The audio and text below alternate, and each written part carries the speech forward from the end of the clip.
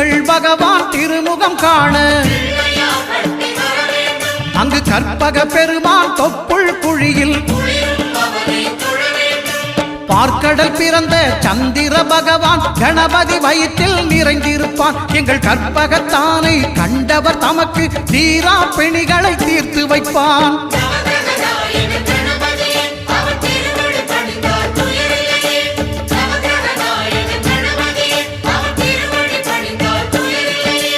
ஒன்பது கோளும் ஒன்றாய் காண